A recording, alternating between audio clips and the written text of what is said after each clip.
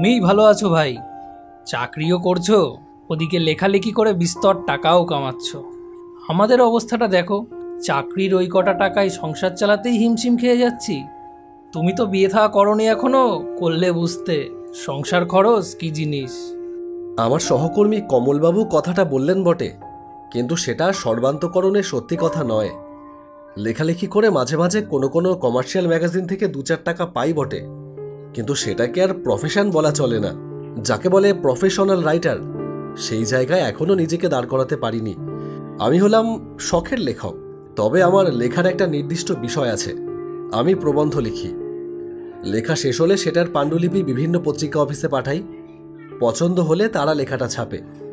তবে সব পত্রিকা লেখা ছাপা হলেই তার জন্য পয়সা দেয় না। কলকাতার কিছু কিছু পত্রিকা দেয়। সেই জন্য এখন কলকাতার পত্রিকাগুলোতেই লেখা পাঠাচ্ছি বেশি করে। কি হলো, চুপ করে কি ভাবছো? আচ্ছা, ভালো কথা, তোমার সেই বিপ্লবী লক্ষণ মুন্ডাকে নিয়ে লেখা প্রবন্ধটা শেষ হয়েছে? না, ওটা এখনো শেষ করতে পারিনি। শেষের একটা জায়গাতে কিছু তথ্যের জন্য আটকে আছি। সে কি, কি তথ্যের জন্য আটকে আছো? আরে, লক্ষণ মুন্ডা কেন আত্মহত্যা করেছিল সে সম্পর্কে কোনো সঠিক কারণ পাচ্ছি না কোথাও। অনেক বই ঘাঁটলাম, এক এক বইতে এক এক রকম লেখা। সঠিক যে কোন কারণটা সেটা কি করে বুঝবো? আচ্ছা, এই ব্যাপার। এক কাজ করো না, তুমি একবার লক্ষণ মুন্ডার বাড়ি থেকে ঘুরে এলেই তো পারো। লক্ষণ মুন্ডার বাড়ি যেখানে ছিল, তুমি একবার সেখান থেকে ঘুরে এলেই তো পারো। ওখানে পুরনো লোক থাকবে কেউ না কেউ নিশ্চয়, তারা তোমাকে সাহায্য করতে পারবে আশা করি। হ্যাঁ, এটা ভালো বলেছ। এটা আমার মাথায় আসেনি এতদিন। কাল তো রবিবার, অফিস ছুটি। তাহলে কালই বরং চলে যাই। হ্যাঁ, সেই ভালো। আর লেখাটা শেষ হলে আমাকে একবার পড়তে দিও। অবশ্যই।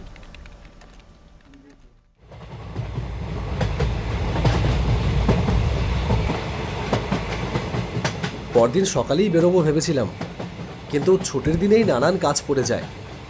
সেই সব সেরে বেরোতে বেরোতে সেই বিকেলই হয়ে গেল। গোপালনগর স্টেশনে নেমে সেখান থেকে অটো ধরে যেতে হবে মোল্লাহাটি।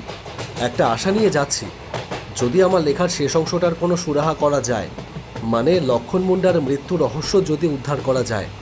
ট্রেন গোপালনগর পৌঁছাতে এখনও অনেকটা সময় লাগবে। ততক্ষণ বরং তোমাদের লক্ষণ মুন্ডাকে নিয়ে লেখা আমার প্রবন্ধটা একবার শুনিয়ে দিই। ইতিহাসের বইতে সবটা লেখা থাকে না। যা যা লেখা থাকে তার সবটাই আসল ইতিহাস নয়। আসল ইতিহাস লুকোনো থাকে অনেক গভীরে, চাপা পড়ে থাকে হাজার হাজার বছর। লক্ষণ মুন্ডাও তেমনই এক চাপা পড়ে যাওয়া ইতিহাস।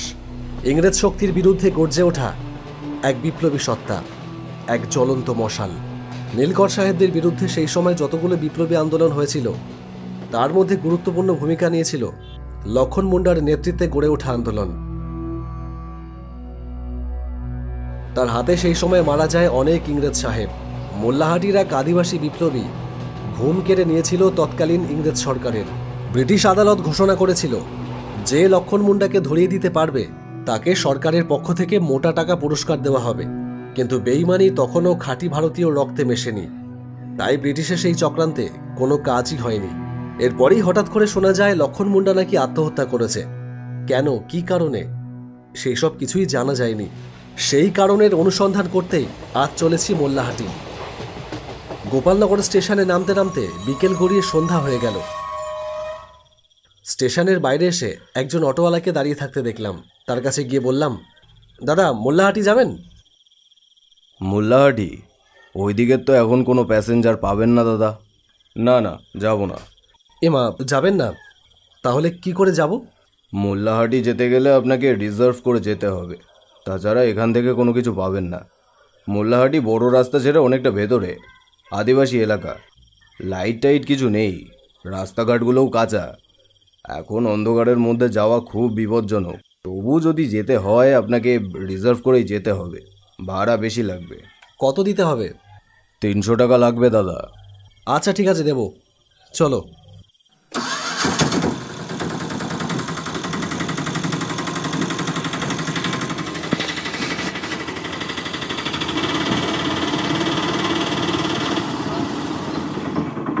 নিন দাদা, মোল্লাহাটির মোড় এসে গেছে, নামেন। আচ্ছা। আমি নামতেই অটোটা চলে গেল। ভাড়া আগেই মিটিয়ে দিয়েছিলাম। রাস্তায় নেমে দেখলাম সামনেই এক প্রকাণ্ড অন্ধকারের রাজত্ব। এখন মনে হচ্ছে সকালের দিকে আসলেই বোধহয় ভালো হতো। কাজ মিটিয়ে আবার তো বাড়ি ফিরতে হবে। না, তাড়াতাড়ি পা চালাই দেখি।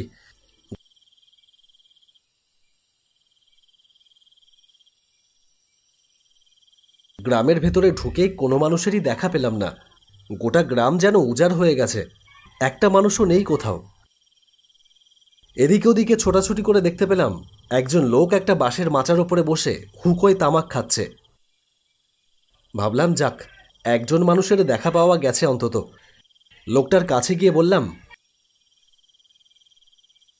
আচ্ছা, লক্ষণ মুন্ডার বাড়িটা কোন দিকে ছিল বলতে পারবেন?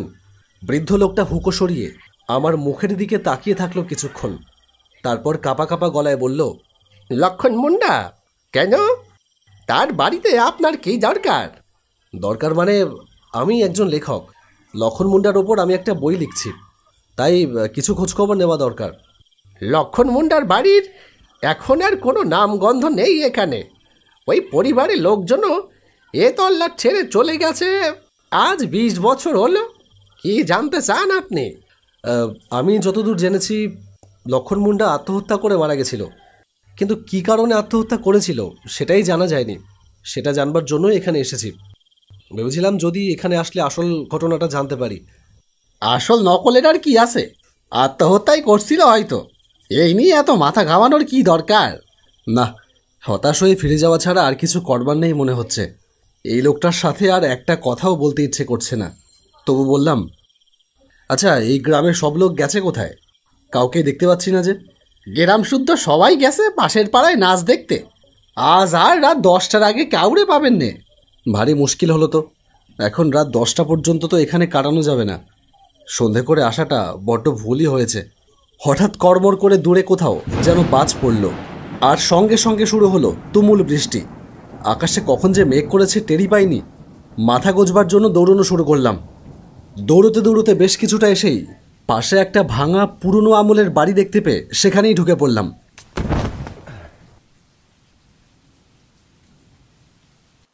যাক, বৃষ্টিতে কাক ভেজা হওয়ার হাত থেকে রক্ষা পাওয়া গেল। বাড়িটা কত কালের পরিত্যক্ত কে জানে। গঠন দেখেই বোঝা যায় যে এটা ব্রিটিশ আমলের। এটা মনে হয় নীলকুঠি। হ্যাঁ, তাই হবে। ভেতরে ঘুটঘুটে অন্ধকার। দেওয়ালের গা বেয়ে শ্যাওলা আগাছা লতা উঠে গেছে। কেমন একটা গুমোট গন্ধ। বাইরে বৃষ্টির দাপট ক্রমশ বেড়েই চলল। বৃষ্টি না কমলে এখানে কতক্ষণ আটকে থাকতে হবে কে জানে। এই পুরনো ঘরের ভেতর সাপকোপ থাকতে পারে। অন্ধকারে কামড় দিলেই হয়েছে। অনেকক্ষণ দাঁড়িয়ে থেকে পা ব্যথা করছে।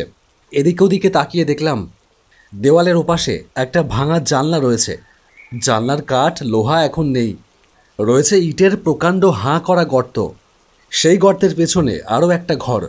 কি আর করি, পাটা ভেঙে আসছে, তাই গিয়ে ওই ভাঙা জানলার ওপরে একটু বসলাম। বৃষ্টি কমবার কোনো লক্ষণ নেই।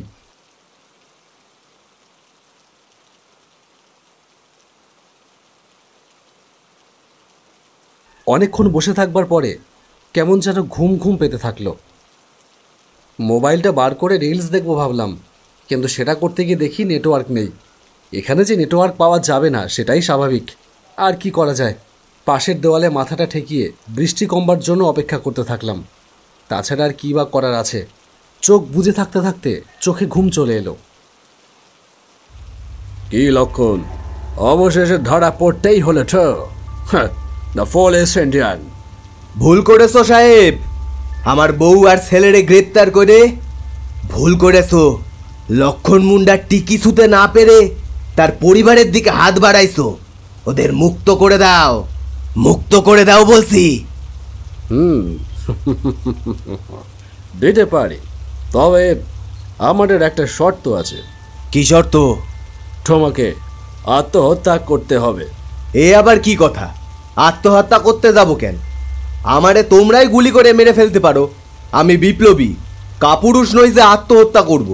নো নো মিস্টার লক্ষণ, তোমাকে গুলি করে তো আমরা মারতেই পারি, বাট তাতে তোমার দলের লোকেরা আরও জোরদার আন্দোলন গড়ে তুলবে। তুমি হিরো হয়ে যাবে তাদের কাছে। আর তুমি আত্মহত্যা করলে সেই সব কোনো ঝামেলাই থাকবে না, বরং তোমার সাঙ্গপাঙ্গরাও দমে যাবে। You have to do it. তোমাকে এটা করতেই হবে। না হলে আমরা তোমার বউ আর ছেলেকে না, তুমি ওদের কিচ্ছু করবে না। ঠিক আছে, আমি করব আত্মহত্যা, তবে মনে রেখো সাহেব, একটা লক্ষণ মুন্ডা চলে গেলে জন্ম নেবে 100টা লক্ষণ মুন্ডা। আমি সেই বীজ রোপণ করেছি, পারলে তা উপড়ে দেখিও। আরও একটা প্রকাণ্ড বাজ পড়ার শব্দে ঘুমটা ভেঙে গেল। সামনে কেউ নেই, অন্ধকারের ভেতর কোনো জনমানুষের চিহ্ন দেখতে পেলাম না। এটি কি স্বপ্ন দেখলাম? এ কি স্বপ্ন দেখলাম? যেন জীবন্ত একটা ঘটনা ভেসে আছে চোখের সামনে। এটাকে স্বপ্ন বলে ভাবতেও সন্দেহ হচ্ছে। লক্ষণ মুন্ডা আত্মহত্যা করেনি, তাকে ইংরেজরা চক্রান্ত করে আত্মহত্যা করতে বাধ্য করেছিল। কি হলো ব্যাপারটা? আমি হঠাৎ এমন স্বপ্ন কেন দেখলাম? তবে কি নিছক স্বপ্নই শুধু নয়, এর মধ্যে কি কোনো রহস্য লুকিয়ে আছে? এই প্রশ্নের উত্তর পাওয়া হয়নি আজও। 1 বছর কেটে গেছে সেই ঘটনার পরে। আমার লক্ষণ মুন্ডাকে নিয়ে লেখা প্রবন্ধটা সেই একই জায়গাতেই থমকে আছে।